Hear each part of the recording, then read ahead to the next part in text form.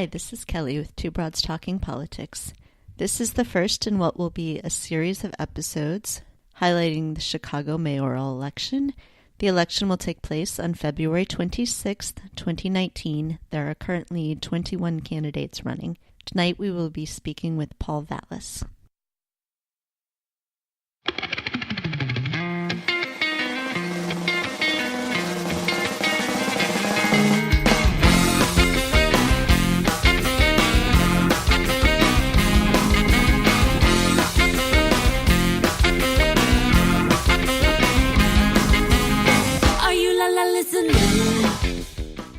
Hi, everyone. This is Kelly with Two Broads Talking Politics. I'm on with my co-host, Sophie. Hey, Sophie.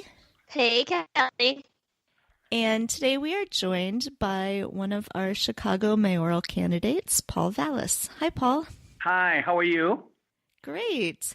So you're the first mayoral candidate that we're speaking with. And for listeners who may not know, there are right now 21 people running for mayor in Chicago. So, Paul, we're excited to talk to you. Maybe just for background for people who aren't in Chicago or haven't been following the race yet, could you give us just a little bit of background about who you are and why you're running for mayor? Well, first of all, thank you very much for the opportunity to be the first. And thank you for not running. I tell everybody that because it seems that not a day went by, then we had another candidate. Although I think the ranks will thin out because a number of the candidates are not likely to have enough legitimate signatures to be on the ballot. So, but we're still going to, I think, be facing as many as a dozen candidates on this. But anyway, a little bit about my background. I was born and raised in the Roseland community. I went to 3 public schools. I'm the grandson of Greek-American immigrants. There are 6 veterans, 4 police officers, 3 teachers, 1 firefighter, soon to be 2, and 1 airline pilot in the Vallas family in terms of children and nieces and nephews. So we've always been a family of public servants. A little bit about my background. Public service has been my entire career. I started out as a teacher. I worked for the legislature for Senator Dawn Clark Netsch and the late Senate President Phil Rock for 12 years, staffing various committees and heading the Illinois Economic and Fiscal Commission, which was like the legislative financial reporting arm. And it was kind of the equivalent to the General Accounting Office, a very well-respected organization. And then I came to Chicago, and I spent 12 years working for the Daley administration. I was recruited first to reform the scandal-ridden Chicago Department of Revenue in the early 90s, and then when the city was in financial crisis in the mid-90s, to serve as the director of the Office of Budget and Management, where I balanced 3 budgets, put a record number of police officers on the street, did affordable housing, and capped property taxes. We didn't raise property taxes in any of the years I was the budget director. I then, when the mayor got control of the schools, Chicago Public Schools, I took over as CEO of the Chicago Public Schools. I inherited a district that was on the verge of financial collapse and a district that had 8 work stoppages in 15 years and was described as former Education Secretary Bill Bennett as the worst in the country. And I inherited a district with $1 billion structural deficit. And when I left 6 years later, I had not only balanced 6 budgets, but I left the district with $1 billion in cash balances and 12 bond rating upgrades. I also, in the process, built 78 new school buildings and renovated 350. And I all the magnet high schools, with the exception of Whitney Young, and put IB programs in neighborhood schools. We put so many programs in the schools that made the schools more attractive and more appealing that our enrollment grew by over 30,000 during our 6-year tenure.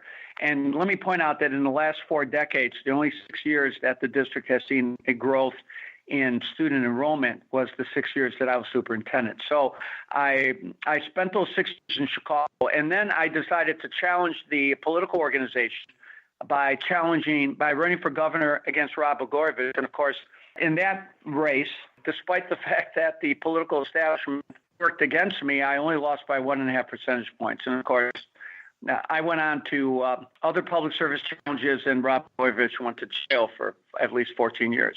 So, but after I left Chicago very quickly, I took on other major public service challenges. I was invited by the governor of Pennsylvania to come and help financially stabilize and improve the Philadelphia schools when the state took over in 2001. And after the devastating hurricane in New Orleans, after Hurricane Katrina, I was asked by Governor Mayoral and the senior Senator Mary Landrieu to take over the rebuilding of the schools in New Orleans. I headed the Louisiana Recovery School District, which was responsible for rebuilding the New Orleans public schools after Katrina. And in the devastating earthquakes in Haiti and then later in Chile, international work with the international community to rebuilding work, to rebuild the schools, the school systems in both those countries, which were heavily damaged because of those devastating earthquakes. The earthquake in Haiti actually killed 250,000 people.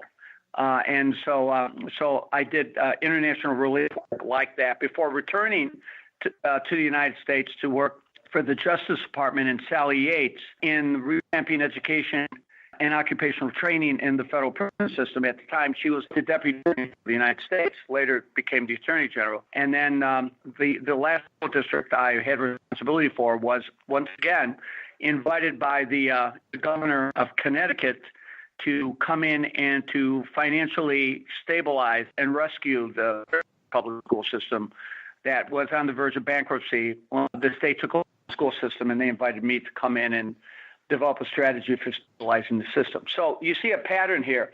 My approach has always been to accept any public service challenge presented to me, no matter how daunting. And so obviously I've had a number of very challenging and very exciting public service challenges, rewarding public service challenges over the years. And so that's been my record for public service. I'm running for mayor, quite frankly, because as someone born and raised in the city, it has really pained me to see what's happened in the city over the past decade. You know, the city we have a murder rate that exceeds LA and New York combined. We've lost 7% of our property values on residential property since the 2008 recession, reflecting the fact that new investment and new economic development is only occurring in about 10 of the 50 wards. In other words, 80% of the city has seen no economic development, no real economic investment. There are communities on the west side and the south side that are in depression conditions and have been in depression conditions for the last 3 to 4 decades. You know, we have major infrastructure problems. We have lead in our water, which no one has attempted to develop a plan to address. We are basically taxing and fining the middle class and working families out of the city. In the last since 2016, the city has raised property taxes, fees, and fines in excess of $1.6 billion. So clearly, there are many. At the crossroads, and of course, we have a school district that's been in free fall. Since my departure, the school district has lost 70,000 students, and the city colleges has lost 1/3 of its student population, reflecting the fact that those institutions are simply not providing the type of quality education services and choices that will keep people in the system and that will help return students to the system. So the city has great challenges, and I feel my experience in managing large government institutions and my experience in designing budgets that were vehicles for investing in the communities, in other words, vehicles for providing the type of services and supporting the type of initiatives that would allow communities to grow and thrive, and my reputation for equity and fair share. When I ran the Chicago Public Schools, I built 78 buildings in 6 years, and I replaced all the prefab and modular school buildings and school classrooms on the west sides and the south sides, and I replaced them with brick and mortar. 80% of the schools that were built in the poorest communities. So my whole experience, my whole governmental experience has been about tackling major government institutions in severe financial crises and finding a way to get them out of the crisis, but also finding a way to do it in such a way so that those governmental institutions, whether they be the city, in the case of when I was city budget director, the schools and the multiple school districts I've run, my experience and my record has always been about finding ways to develop long-term financial plans that invest in the communities, that improve the quality of educational and municipal services, and did it in a way that didn't punish working families by saddling them with ever-increasing taxes and fees and fines. So, I think the city needs a problem solver. The city needs an experienced, accomplished problem solver who has a record for balancing multi-billion-dollar budgets, holding the line on taxes, and investing in things like public safety and affordable housing and education and economic development. That's the reason I'm running in this very crowded race, and that's the reason why I think I'm going to be successful. One of the things that I've done in the course of this campaign, and if you go to my website, vallasforallchicago.com, has been laid out with great specificity what I'm going to do to address the pension funding issues, what I'm going to do to stabilize city finances, how I'm going to be able to lay out a strategic plan to revitalize our schools, how I'm going to take advantage of federal, state, and local economic development resources to invest in those communities that have long been neglected, how I'm going to get let out of the drinking water, how I'm going to hold the line on taxes, how I'm going to strengthen and repair the damage done to the police department. So it's not only going to be a more effective department, but also a department that will have greater accountability. And I've done during the course of the campaign, and I was one of the few individuals to enter the race before Rahm Emanuel had dropped out, but I've endeavored to lay out in great detail what I'm going to do to address the critical issues that people are facing, to tell people with great specificity, this is how I'm going to make your neighborhood safer, this is how I'm going to improve your schools, this is how I'm going to invest in and communities that have been long neglected. And so I'm confident that people are going to look for somebody who's not a politician but a problem solver, and they're going to look at somebody who not only has a vision and a plan, but somebody who has a record that will give them confidence that the promises the candidate makes, in this case, my promises, will be the promises I'll be able to keep. So in mayoral and all campaigns, but especially in mayoral campaigns, a lot of the focus, understandably, is how different candidates would make improvements to different things. One thing on your website that struck me was you said you love Chicago. I do very much as well. I live down on the South Side. I've lived here for a long time. So I was wondering if maybe, to sort of flip things around from the usual mayoral race conversations, talk a little bit about kind of what your favorite things in Chicago are, some of the things that you really love about the city. I love the city because Chicago, at its heart, Chicago is a city of neighborhoods. Chicago has always been, I don't want to say, people say a melting pot. I've always said more like a tossed salad, because Chicago's has always been a community of. We've been a city of immigrants. We've been a city of so many different neighborhoods that have unique history, that have unique characteristics. I mean, the diversity that Chicago has to offer, the diversity in terms of its population, its culture, the diversity that the various groups have brought to Chicago. It's something to be said. It's something to be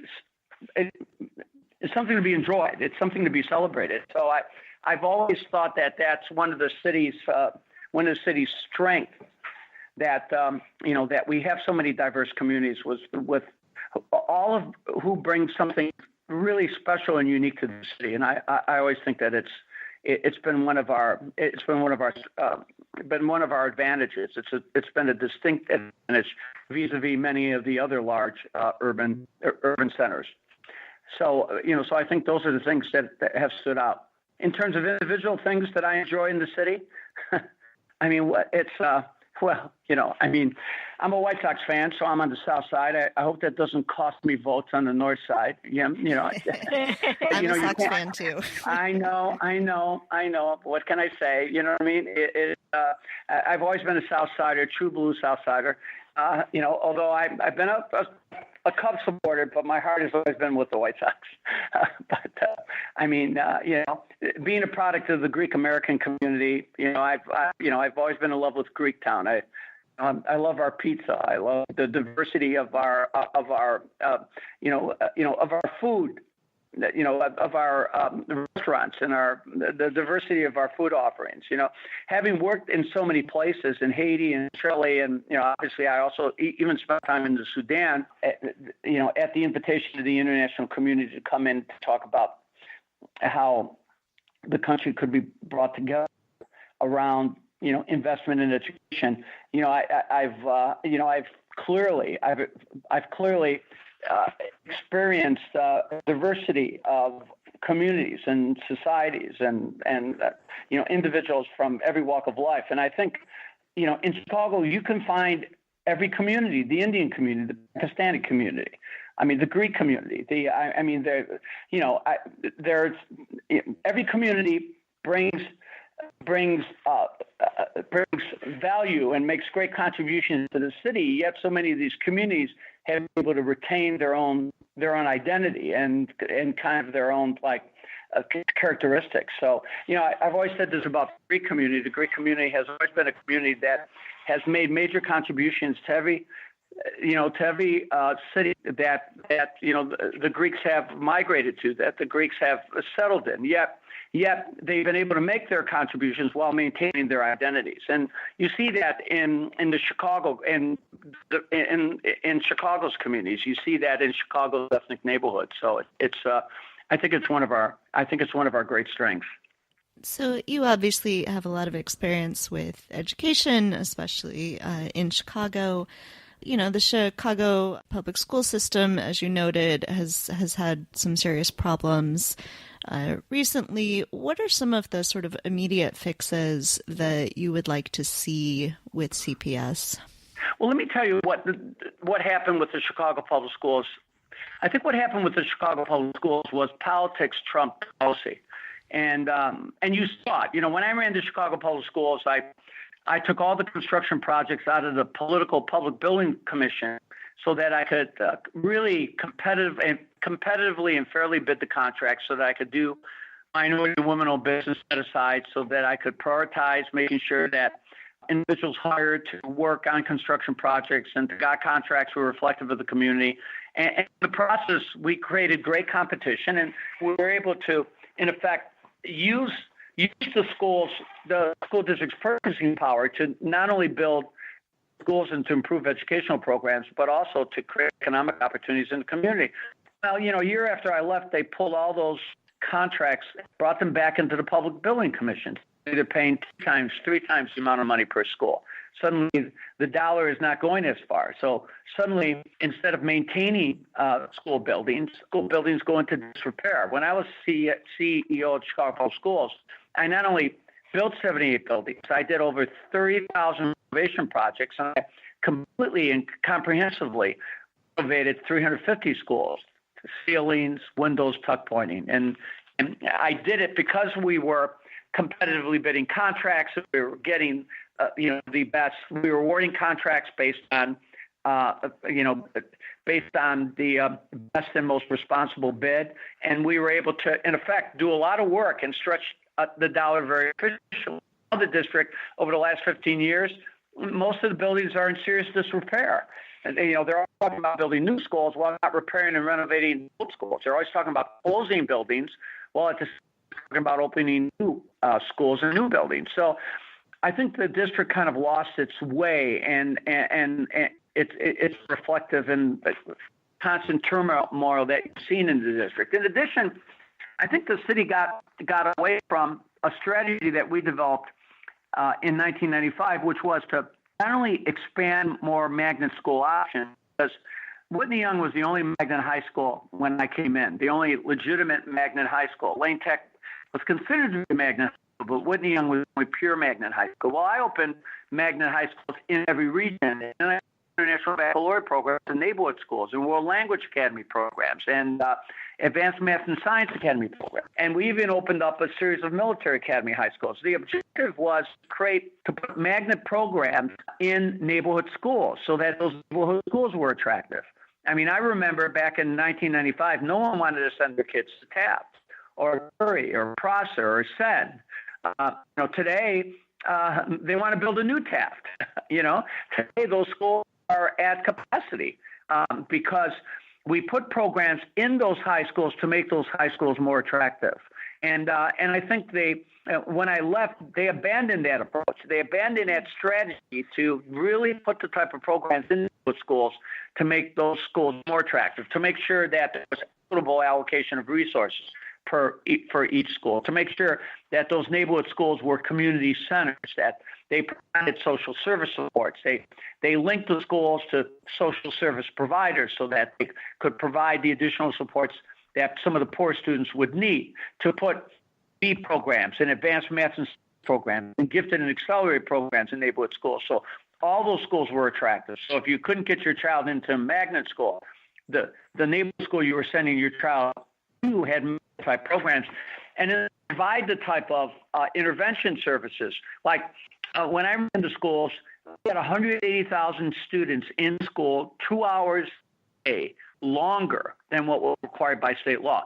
In other words, we kept our schools open till the dinner hour, in fact, beyond the dinner hour, but we literally provided 2 additional hours, 4 to 5 days a week of instruction, enrichment, after-school academic support, so that the kids that were struggling would receive the additional academic support they would need to get back on track. And we did the same thing over the summer, where we literally kept all of our schools open, and we had close to 180,000 kids in school through the summer.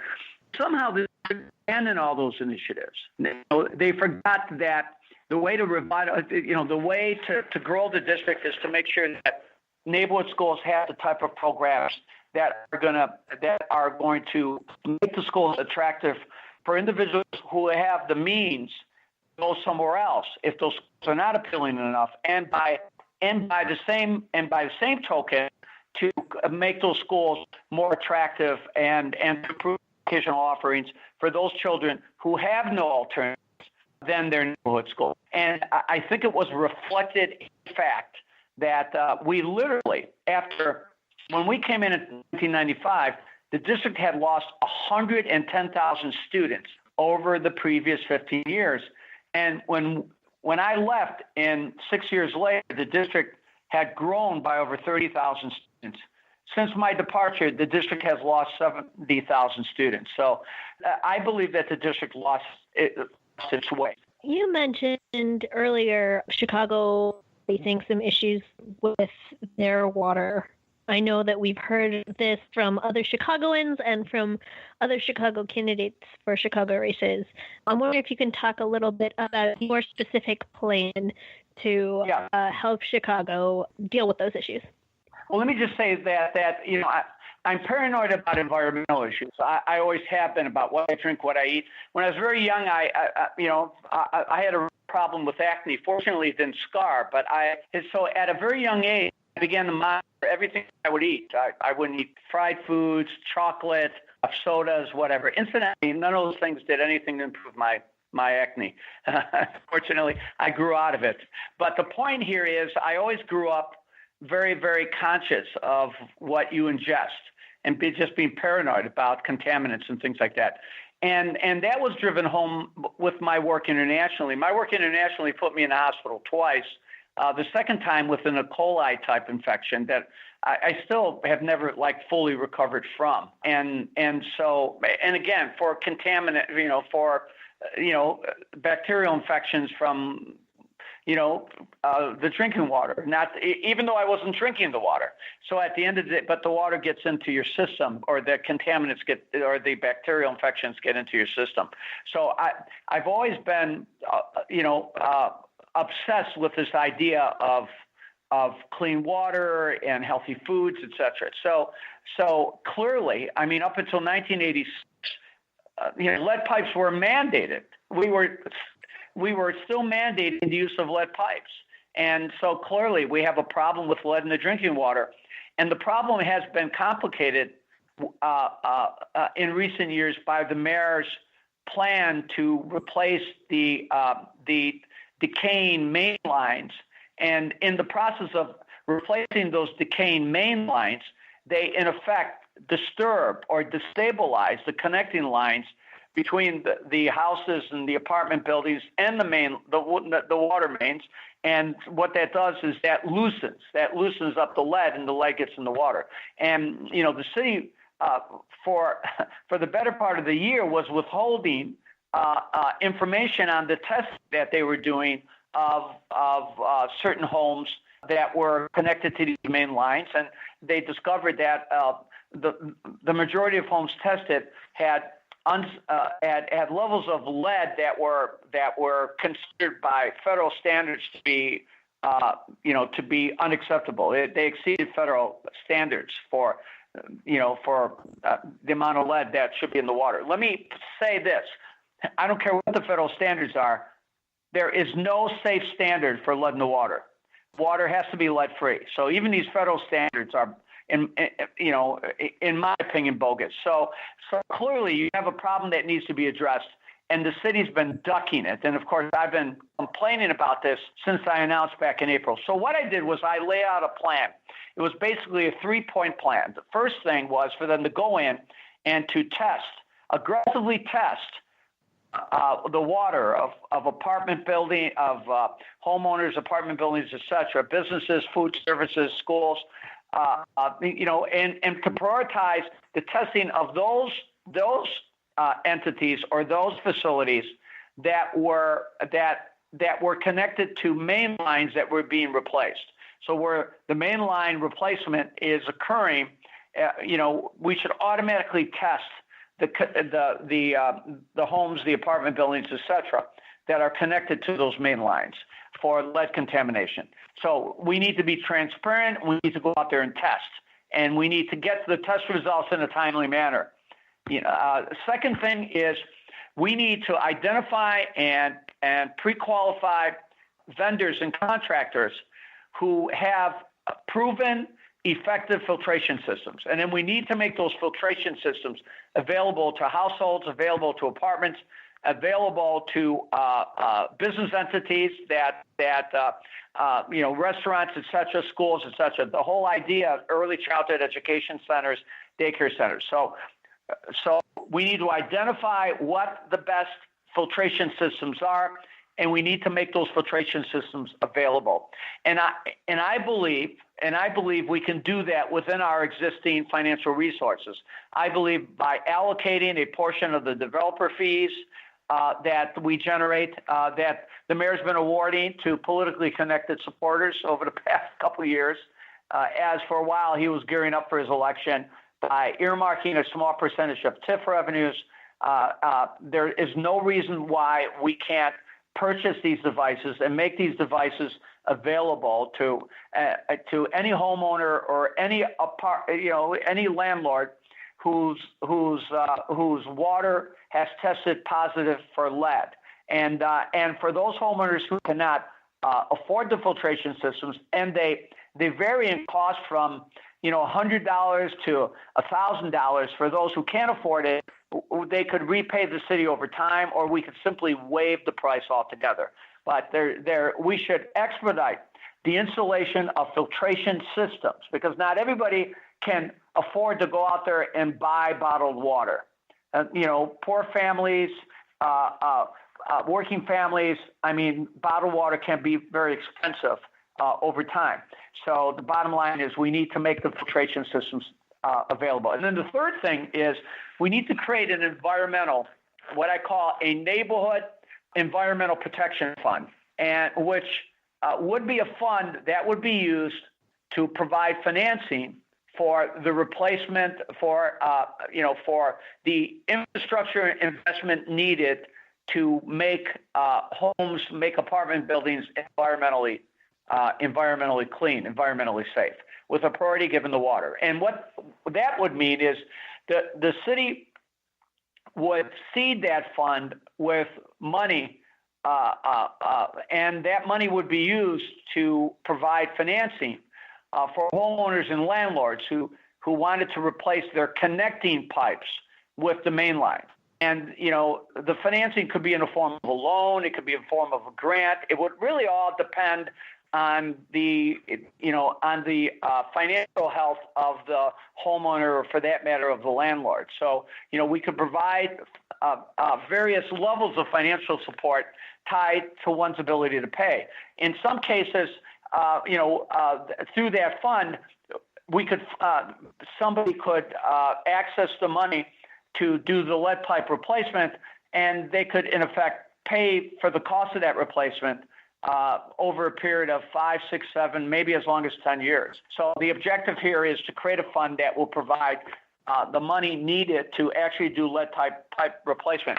And I've recommended, and it's going to be part of my legislative agenda, that we seed that money, that we seed that fund with by allocating a percentage of the developer fees to this neighborhood environmental protection fund, and that we would also earmark a portion of our growth in tax increment financing revenues for this fund. And I've also recommended, and it's going to be part of my legislative agenda, now that now with Governor Pritzker in office, that we make it a priority that we end the diversion of corporate personal property replacement tax revenues that are supposed to go to local governments, but the state has been skimming about $300 million of the money that is allocated to local governments the last 4 or 5 years.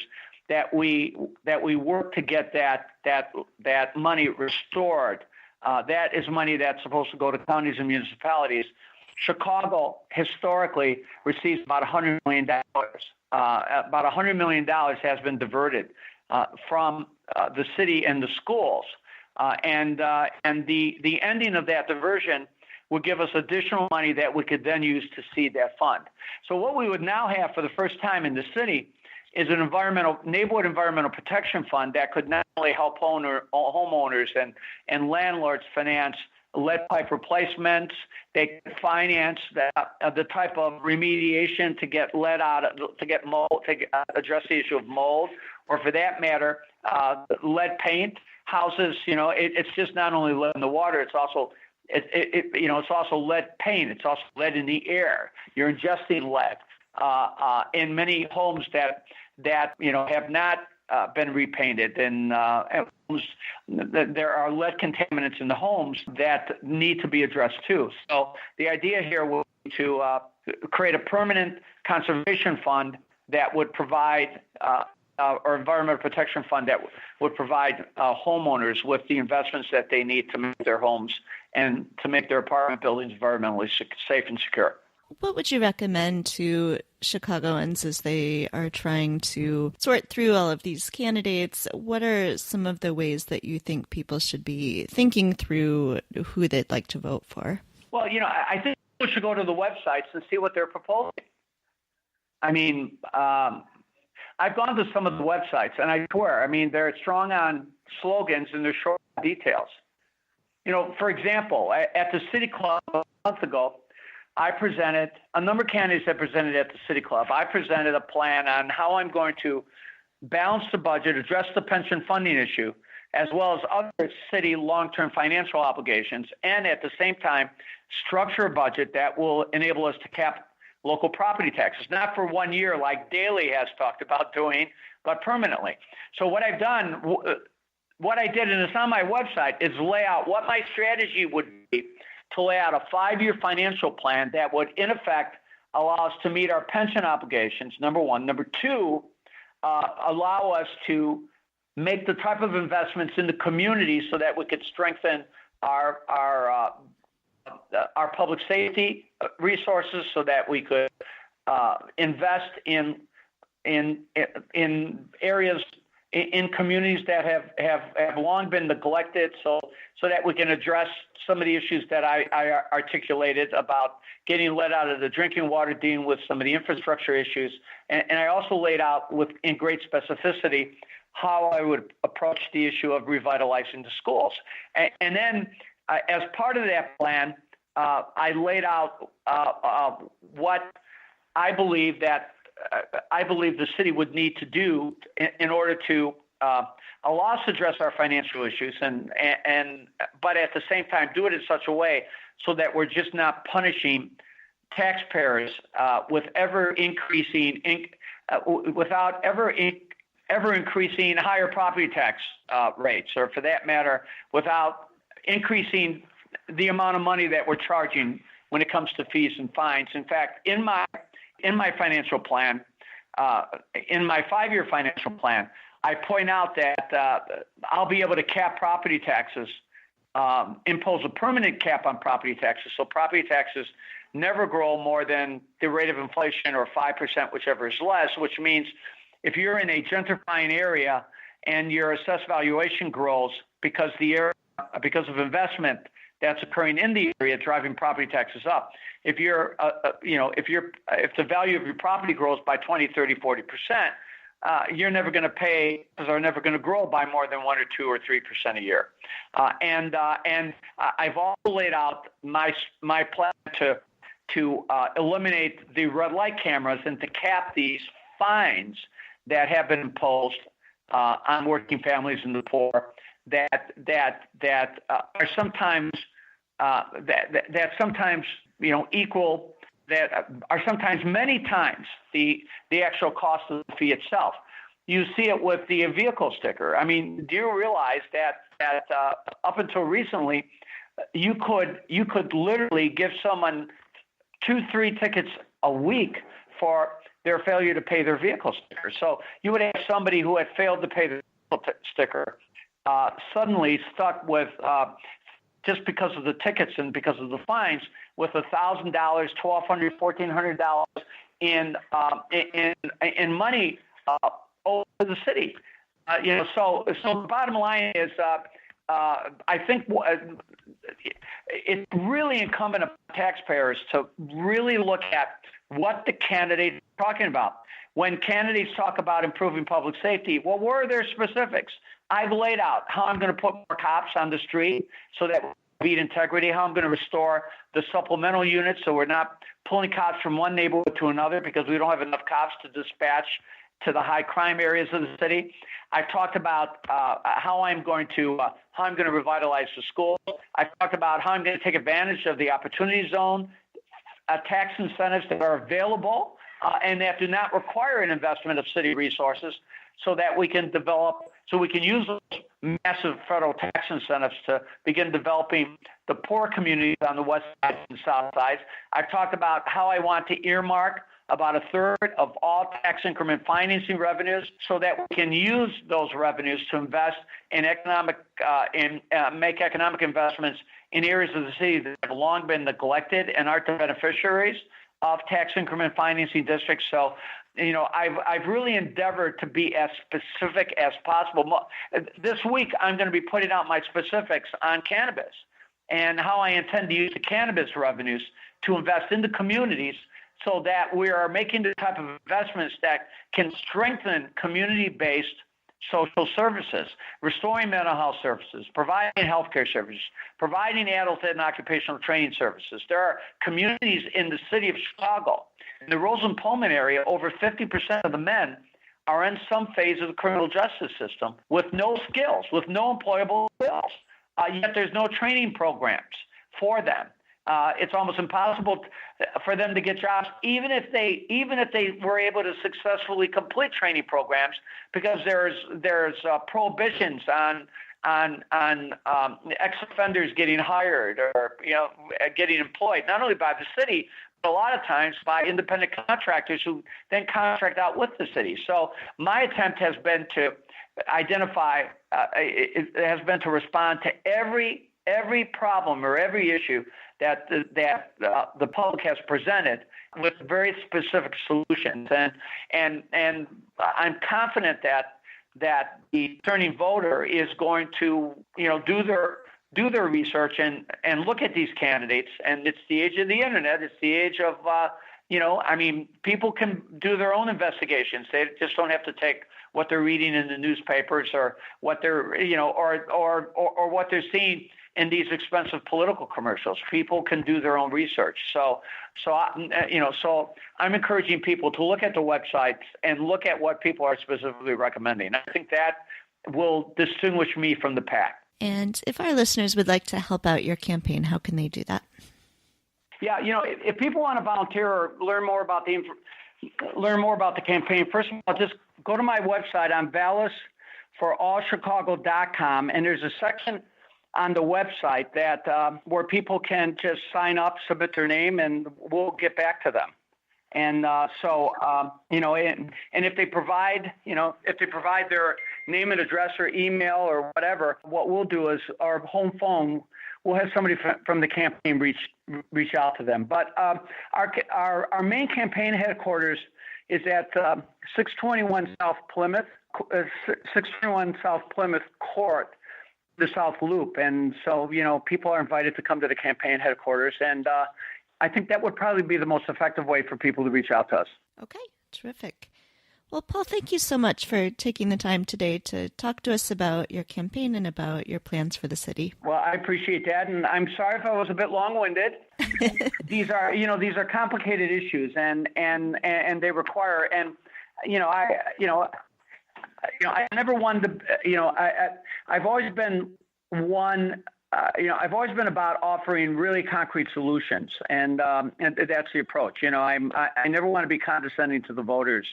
At the end of the day, I think people are really looking for answers. They want answers. I mean, I think the city's at the crossroads. I mean, this city has the population of the city is declining.